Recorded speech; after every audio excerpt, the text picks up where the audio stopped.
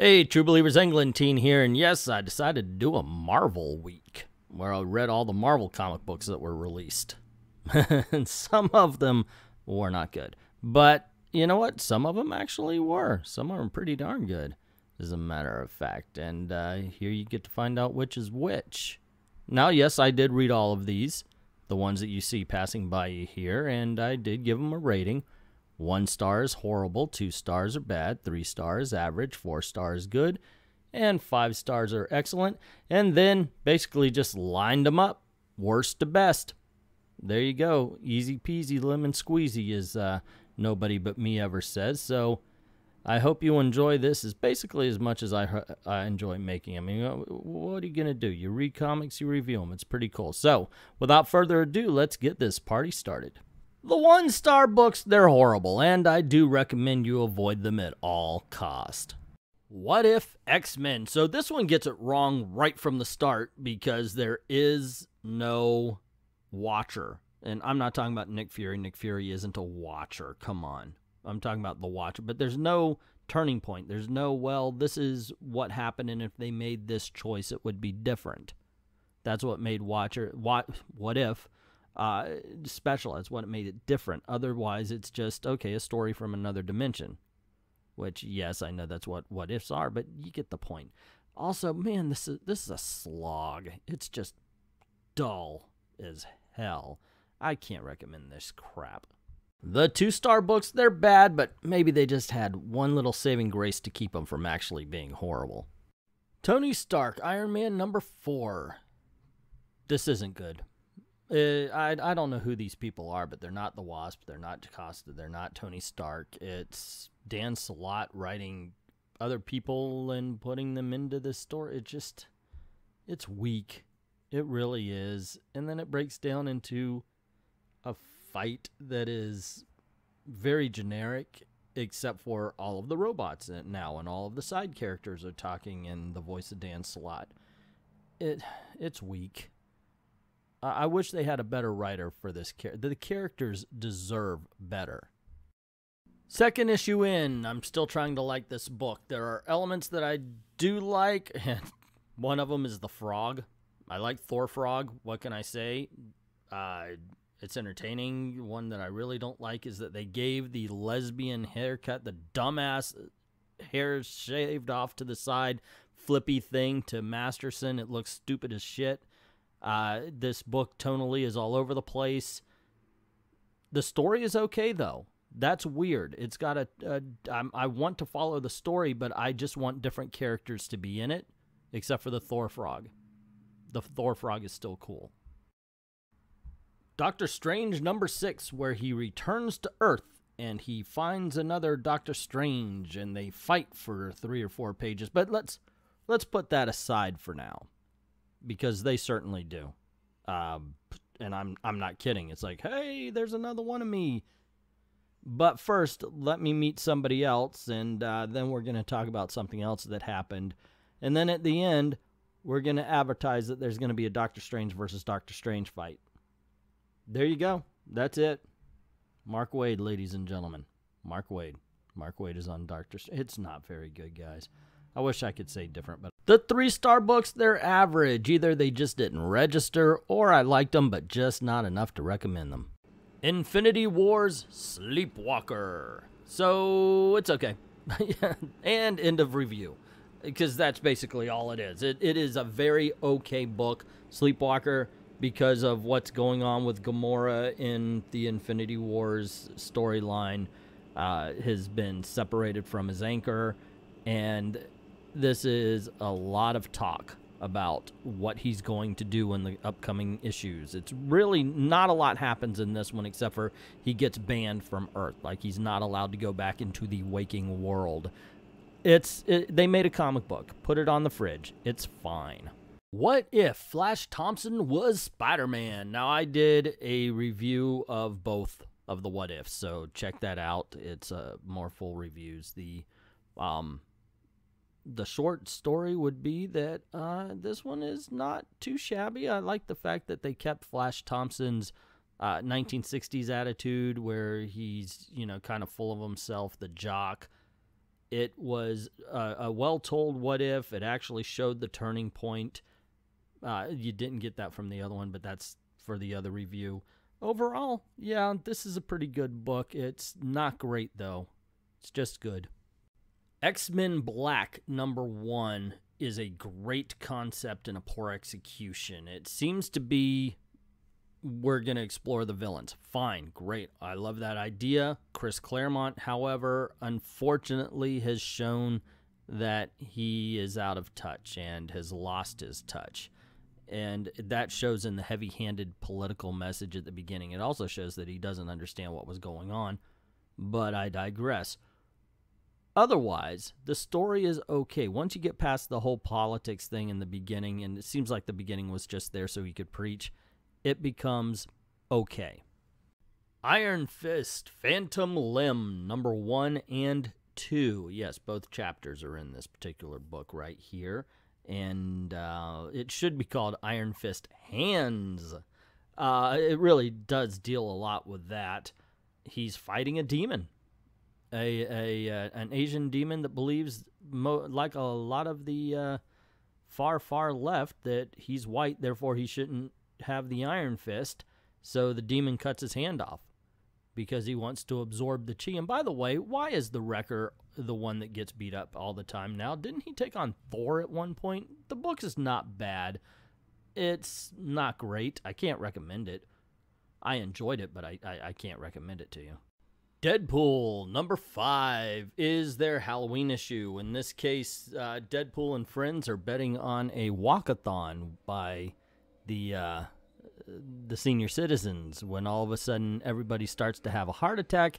And oh gosh, I even forget his name, the chicken head guy. They laugh at him a couple of times, Black something or other. And it's a funny issue. Actually, I've been enjoying Deadpool.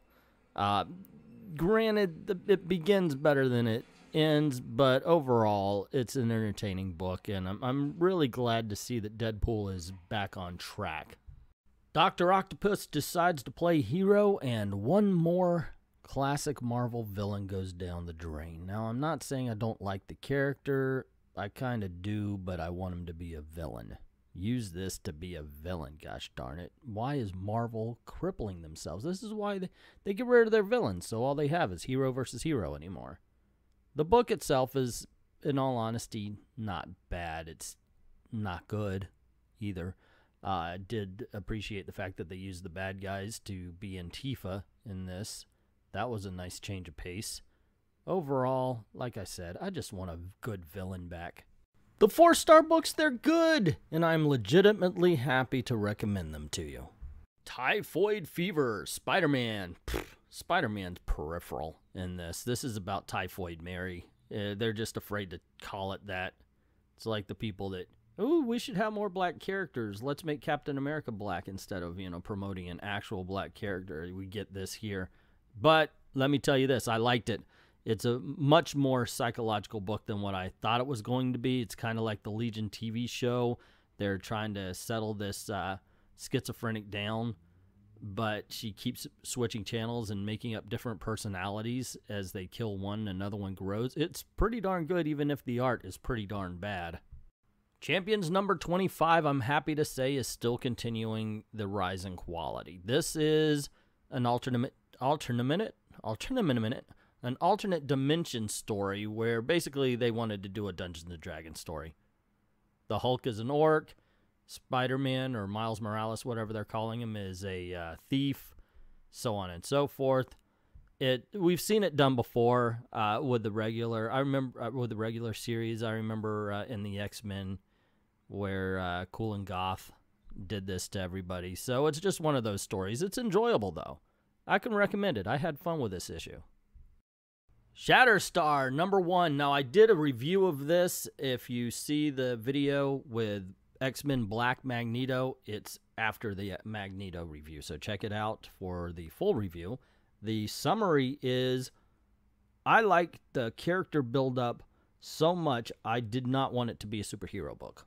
I would have accepted a slice of life book from the way they built up the side characters. Unfortunately, Marvel reared its ugly head and turned it into a typical superhero book. And to me, that kind of messed up. Still very enjoyable, though, right up to that moment. Weapon X, number 24. So Stryker is stealing mutants and Sauron to fight mutants in kind of a gladiator stage with Mentalo doing the one that's controlling them. And it's a good book. It's fun. I was are you not entertained? Yeah, I was. This was a fun book. I'm glad it's back on track. I liked Weapon X, but for a little bit it kind of dipped in quality. Thankfully, it's the visceral, basically Suicide Squad of the Marvel Comics universe, and that's the way it should be. Some fun here. Cosmic Ghost Rider number 4. So, okay, begins a little bit funnier than it ends. So there is a bit of tonal imbalance, I guess. It's still a good book. It's still a lot of fun. I'm enjoying seeing the struggle that the Punisher has as the Cosmic Ghost Rider trying to raise a good Thanos and finding the futility of it. That being said, I think this should be a mini-series, or at least a 12-issue series. I don't see this going the distance. However, what we get right now is very good. Weapon H, I'm very glad I did not give up on it. By the way, this is issue number 8. And when I first heard about this, when I saw it was like Weapon X, Weapons of Mass Destruction or something like that, Mutant Destruction. It was a piss-poor story, so I was not liking anything that came of it, including this. This issue is so much fun. It's mostly setup. It's like that montage when everybody's getting dressed for the big battle. That's this issue. But it's still a lot of fun. It's still a very entertaining issue. And I'm so glad that I haven't given up on Weapon H, and I'm so much looking forward to the next issue. Star Wars number 55 is what Last Jedi's car chase should have been. This is an intense book where you actually have Han Solo in an X-Wing out there protecting these the little transports and everything. This is well done. If you guys haven't been reading Star Wars, you're missing out.